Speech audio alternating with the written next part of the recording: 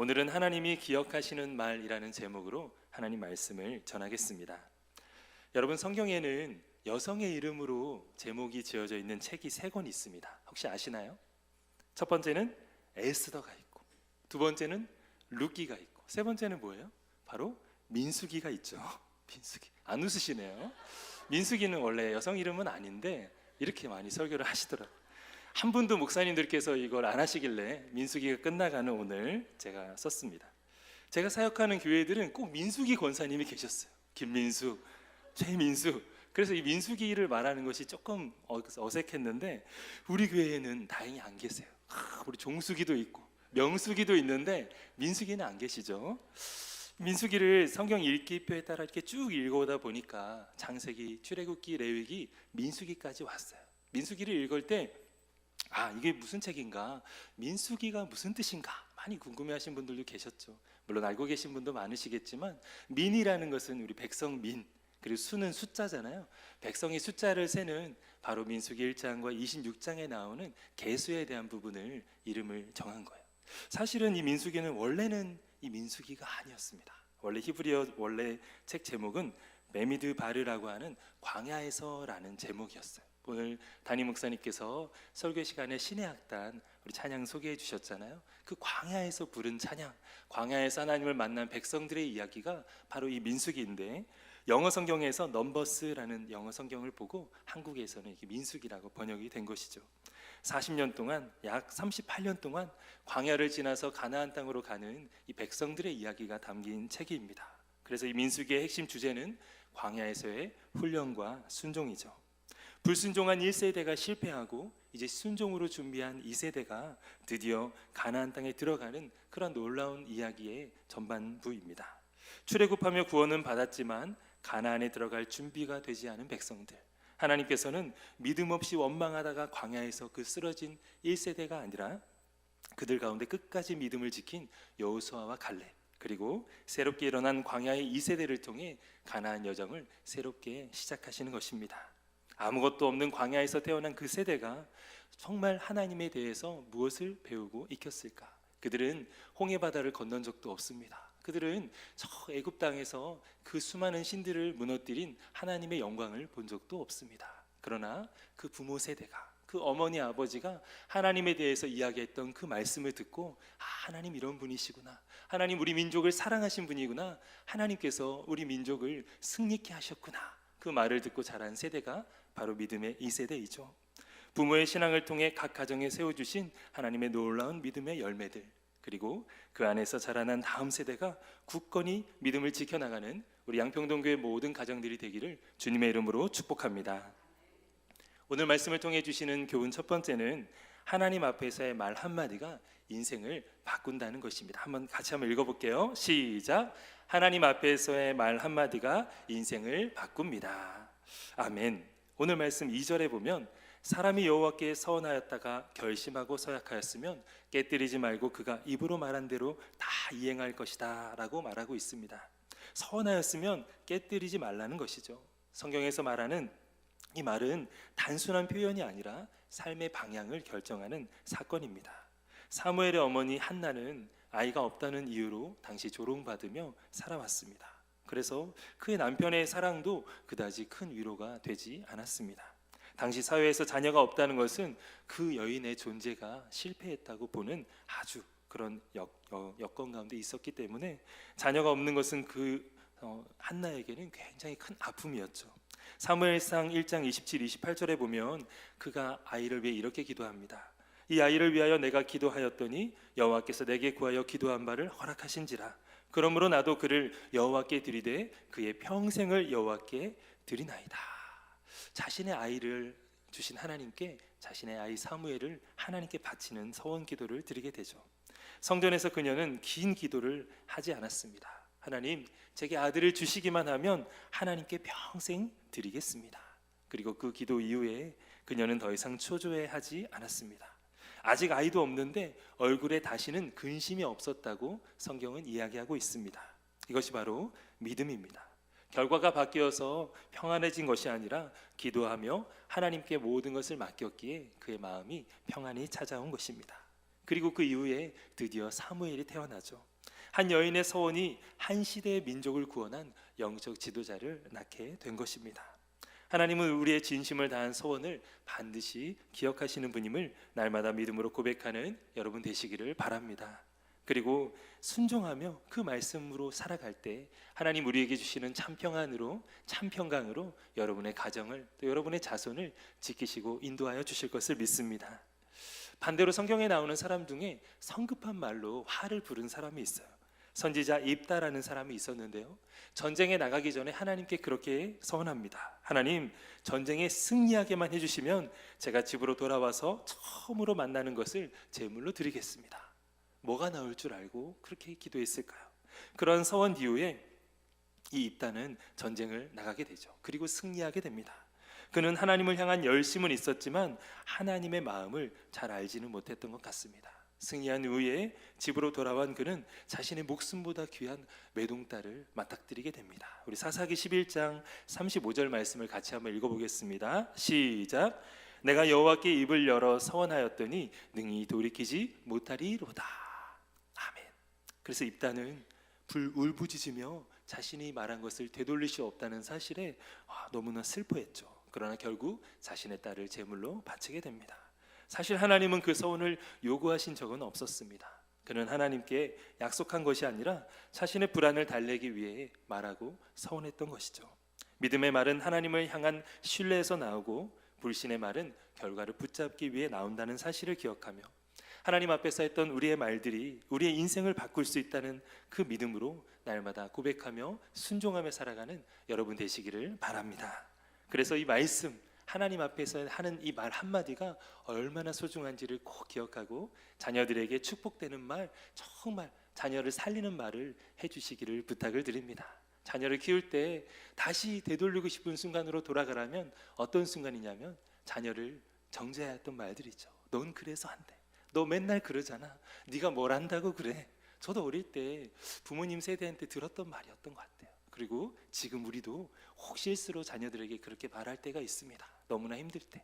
그러나 그 말들을 다 주워 담을 수는 없지만 하나님 앞에서 드리는 서원들은, 기도는 반드시 오래 생각하고 또 하나님의 영광을 위한 기도인지, 이것이 정말 내 사랑하는 자녀의 미래와 장래를 위한 기도인지, 우리 교회를 위한 기도인지 꼭 생각하며 중요한 마음으로, 간절한 마음으로 기도하며 서원하는 여러분 되시길 주님의 이름으로 축복합니다.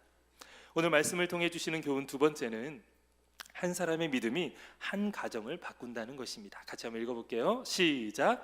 한 사람의 믿음이 한 가정을 바꿉니다. 아멘. 우리 4절의 말씀도 같이 한번 읽겠습니다. 시작. 그의 아버지가 그의 서원이나 그가 결심한 서약을 듣고도 그에게 아무 말이 없으면 그의 모든 서원을 행할 것이요 그가 결심한 서약을 지킬 것이니라. 아멘. 민수기 30장의 핵심은 개인적인 윤리가 아니라 세대의 계승에 대한 이야기입니다. 신앙은 혼자 잘 믿는 것으로 끝나지 않습니다. 하나님 잘 믿는 사람이 있는 그 가정이 다 하나님 믿게 되는 것도 아닙니다. 누군가에게 신앙이 전수될 때 마침내 그 신앙의 계승이 완성되는 것이죠.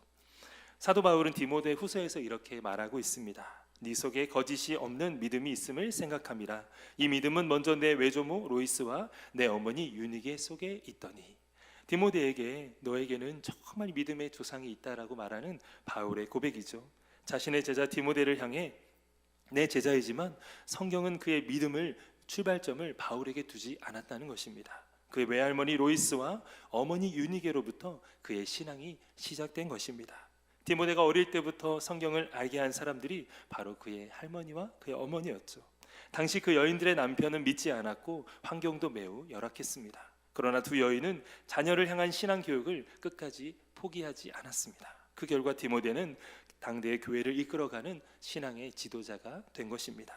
사랑하는 성도 여러분, 교회는 설교로 성장하고 가정은 반복으로 전수된다는 말이 있습니다. 여전도의 여러분이 평생 동안 반복했던 말들, 사랑하는 내 딸아, 사랑하는 아들아, 하나님이 너를 사랑하신다. 언제나 어떤 상황에서도 너희들 하나님 앞에 기도해라. 그리고 주일은 꼭 지켜라. 하나님 말씀 꼭 읽어라. 그러한 말들이 자녀들의 마음속에 남아서 신앙이 되고 그들 가운데 양심이 될 줄 믿습니다. 올해 종교인 성경 읽기를 시작하면서 그러한 이야기를 나눈 적이 있습니다. 우리 목회자들 같이 모인 모임 중에 혹시 성인이 되기 전에 말씀을 통독해 본 적 있냐고 그렇게 이제 물어보셨는데 다들 대답하는 게 비슷했어요. 특히나 목회자 가정에서 자란 우리 목회자분들은 그래요. 저는 강제로 읽었습니다. 아버지가 읽으라고 해서 어머니가 읽어주셔서 어린 시절에 그 말씀을 읽었다고. 그때는 무슨 뜻인지 몰랐지만 그래도 일단 성경 일독을 했다는 그 사실이, 성경 통독을 했다는 사실이 마음의 위안이 되었고, 성인이 되어서 신학을 하게 되고 또 목회자가 될 때 큰 힘이 되었다고 말씀하셨습니다. 근데 저처럼 믿음의 가정에서 자라지 않은 목회자는 한번 읽어본 적이 없는 거예요. 어린 시절에는 성경 일독을 해본 적이 없었습니다. 교회에 가서 설교 때 예배 듣는 예배 때 설교 듣는 것이 다였고, 혹 수련회에서 신약 성경 통독은 한번 해본 적은 있었지만 성경을 제 스스로 처음부터 끝까지 읽어본 적은 없었어요. 그러다가 청년이 되고 간사가 되고 또 목회 길을 걸어가려고 이제 시작할 때 그때 처음으로 성경을 읽게 되었는데, 성경이 이렇게 귀한 내용들이 있구나. 이 성경이 이렇게 연결이 되는구나. 구약의 말씀이 신약에 와서 이렇게 고백이 되고, 신약의 말씀이 구약의 이 배경 때문에 우리에게 하신 말씀이구나를 그때 깨닫게 되었습니다. 사랑하는 성도 여러분, 인생의 절반이 지난 시점에 성경을 통독한 저보다는 어린 시절부터 하나님 말씀을 읽고 그 말씀대로 살려고 노력했던 분들이 더욱 하나님께서 그 어린 시절부터 그들을 사용하시고 붙잡아 주신 것을 기억하시기 바랍니다. 늦게 믿었지만 그래서 그런 마음 가운데 나는 더 열심히 해야겠다, 그런 마음을 저는 품었지만 어린 시절부터 말씀을 읽은 우리 아이들이 얼마나 좋겠습니까? 밑에 보니까 이제 아이들도 또 어른들도, 특히 우리 장년부 어르신들이 성경 통독을 벌써 했다고 그렇게 체크해 주셨는데, 한 절 한 절 읽어가며 또 한 장 한 장 읽어가며 매달 이렇게 완료를 붙이고 또 일독하신 분들이 별을 붙일 때 정말 너무너무 감동이 됩니다. 우리 교회가 올 한 해 500독을 하게 되면 하나님께서 얼마나 기뻐하실까, 하나님께서 얼마나 뿌듯해 하실까, 그 생각을 해봅니다. 여러분, 남아있는 한 해를 말씀으로 승리하는 여러분 되시기를 바라고요. 특별히 성경에 등장하는 인물들, 말씀으로 승리하였던 인물들의 이야기를 보며 또 우리도 함께 은혜를 나누길 원합니다. 성경에 등장하는 에스더라는 인물이 있죠. 에스더는 평범한 소녀에서 왕후가 되었습니다. 그러나 왕후가 된 이후에 그의 민족이나 그의 자신의 뿌리를 살필 만큼 그렇게 여유 있지는 않았습니다. 그런데 모르드게가 그녀의 인생에서 아주 중요한 이야기를 합니다. 네가 왕후가 된 것이 이때를 위함이 아닌지 누가 아느냐. 그 말을 들은 이 에스더가 고민하다가 하나님 앞에 나아가며 에스더 4장 16절에서 이렇게 고백합니다. 죽으면 죽으리이다. 이 한 문장의 고백이 그녀의 두려움에서 사명으로 바꾼 것이죠. 어린 시절 말씀으로 자라난 이 여인이 금식 후에 왕 앞에 나아가서 담대한 요청으로 자신의 민족을 구원하게 됩니다. 사람은 위기 때 새로운 말을 찾지 않습니다. 평소의 마음에 저장된 말들을 꺼냅니다. 어린 시절 어머니께 들었던 성경 말씀, 위대한 신앙의 인물들이 하나님을 의지하며 고난을 이겨낸 그 이야기들이 자신에게 큰 힘이 되는 줄 믿습니다. 한 사람의 믿음이 한 가정을 바꾸는 놀라운 은혜가 있고, 그 가정이 놀라운 사랑으로 교회를 품을 때 온 교회가 변화되는 역사가 일어날 것입니다. 우리의 신앙을 나의 자녀들과 자손들에게 전수하는 그러한 귀한 설 명절이 되기를 주님의 이름으로 축복합니다. 마지막 세 번째는 결국 하나님은 각 사람의 믿음을 세우신다는 것입니다. 같이 한번 읽어볼게요. 시작. 결국 하나님은 각 사람의 믿음을 세우십니다. 아멘. 우리 9절의 말씀도 같이 읽겠습니다. 시작. 과부나 이혼한 여인의 서원은 그가 서원한 모든 것을 지킬 것이니라. 아멘. 하나님께서는 민수기 30장을 통해서 매우 놀라운 균형의 말씀을 보여주고 있습니다. 앞에서는 가족 안에서의 책임과 보호를 말했고, 또 여기에서는 하나님 앞에서의 개인의 믿음을 말하고 있습니다. 곧 하나님은 가정의 신앙도 보시지만 동시에 한 사람의 믿음도 직접 세우시는 분이십니다. 당시 사회에서는 과부나 이혼한 여인은 보호자가 없는 존재였습니다. 경제적으로도 매우 약자였고 사회적으로도 중심인이 아니라 주변인 취급을 받았습니다. 그러나 하나님은 그들에게 이렇게 선언하십니다. 그 사람의 믿음은 내가 직접 받겠다. 사람이 인정하지 않아도, 가족들이 알아주지 않아도, 환경이 도와주지 않아도 하나님은 각 사람의 믿음을 직접 받으시겠다고 말씀하신 것입니다. 우리는 종종 이렇게 생각합니다. 나는 신앙이 약해요. 우리 집안은 믿음이 없어요. 나는 환경이 안 좋아요. 그러나 성경은 우리에게 말씀하고 있습니다. 하나님은 단체로 역사하시는 분 아니라 개인의 중심을 보시고 역사하신다는 것입니다.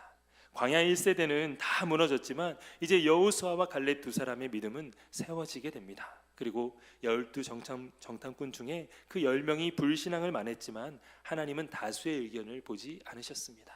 오직 믿음 있는 그 두 사람의 믿음을 보시고 그 민족을 구원해 주신 것입니다.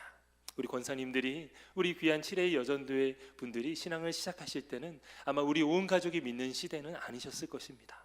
혹 처음으로 신앙을 시작하신 분들도 있고 우리 가정을 위해서 정말 눈물로 기도하셨던 분들도 많이 계실 줄로 믿습니다. 그때 많은 사람들이 욕하고 많은 사람들이 손가락질할 때 저기 예수쟁이 지나간다고, 저기 예수에 미친 사람들 지나간다고 그 이야기를 듣고도 믿음의 길을 묵묵히 걸어가셨던 믿음의 선조들, 여러분의 어머니 아버지, 또 혹은 바로 여기 앉아 계신 우리 7회의 여전도의 분들, 하나님은 그런 여러분들의 신앙을 보시고 다수의 불신앙이 아니라 소수의 믿음 있는 자들의 그 신앙을 보시고 여러분의 가정을 구원하여 주신 줄 믿습니다. 하나님은 누가 맞는가가 아니라 누가 믿었는가를 보셨습니다. 광야에서 하나님은 한 세대를 무너뜨린 것이 아니라 순전한 믿음의 한 세대를 다시 세우신 것입니다. 우리 양평동 교회의 다음 세대가 하나님만 온전히 의지하는 믿음의 세대로 세워지는 놀라운 역사가 있기를 주님의 이름으로 축복합니다. 지난 주중에 아내 이모님께서 소천하셔서 장례식장에 다녀왔습니다. 서울에 있어서 멀지 않은 거리라 그렇게 평일 저녁에 다녀왔는데요. 가서 보니까 소천하신 이모님 나이가 매우 많으시더라고요. 소천하신 그 이모님 나이가 둘째 이모님인가 그랬는데 96세 소천을 하신 거예요. 저희 아내가 어머니, 그러니까 장모님이 굉장히 늦은 나이에 아이를 낳으신 거죠. 저희 아내가 39에 이제 태어난 자녀였는데 연세가 많으신 이모님들이 계시고 또 이모님들의 자녀들이 있고 그 자녀들의 자녀들까지 있는 장례식장이었습니다. 그래서 저희도 조문을 하고 앉아서 이제 식사를 하고 있는데 막 인사를 하시니까 어른들이 오면 저희도 일어나서 같이 인사하고 또 젊은 사람들이 오면 누구인가 이렇게 좀 알아가면서 인사하고 있는데 키가 좀 작은 예쁘장한 아이가 와서 인사를 해요. 엄마가 같이 와서 이모들이 와서 인사를 하는데 한 7살 됐다고 하더라고요. 얼마나 예쁜지 저희 애들 어릴 때 보는 것 같더라고요. 그래서 여기 보니까 이모님들도 다 예쁘시고 우리 손녀들 또 이렇게 조카들도 다 예쁜데 이 모계 쪽에 예쁜 유전자가 있는 것 같다고. 저희 아내도 예쁜데 보니까 다 여자분들이 예쁘시더라고요. 남자들 중엔 그렇게 막 특출난 미모가 없었는데 보니까 여성들이 다 예뻐요. 그래서 조카인가 하고 이렇게 예쁘다라고 생각했는데 돌아가는데 누가 그러세요. 보니까 그 이모님의 딸의 딸인 거예요. 이렇게 따져보니까 저한테는 조카 손녀인 거예요. 제가 이제 47인데 드디어 할아버지가 되었습니다. 그러니까 그 아이를 보는데 그냥 조카라고 생각했을 때도 귀여웠는데 조카 손녀라고 생각하니까 더 귀여운 거예요. 너무 예쁜 거예요.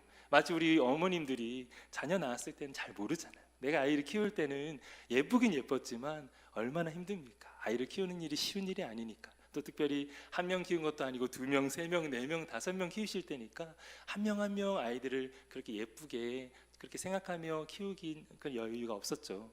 그런데 손녀가 태어나면, 손자가 태어나면 얼마나 예쁜지 몰라요. 그죠? 왜냐하면 내가 지금 막상 막 힘든 것보다는 여유가 있잖아요. 그러니 아이를 볼 때마다 더 안아주고 싶고 더 예뻐해주고 싶고 그냥 존재 자체로도 그 아이들이 참 귀한데 제가 그런 경험을 하고 왔습니다. 그러니까 할아버지가 된 기쁨보다는 그 아이가 참 예쁘구나. 나중에 우리 아이가 결혼해서 아이를 낳으면 얼마나 예쁠까.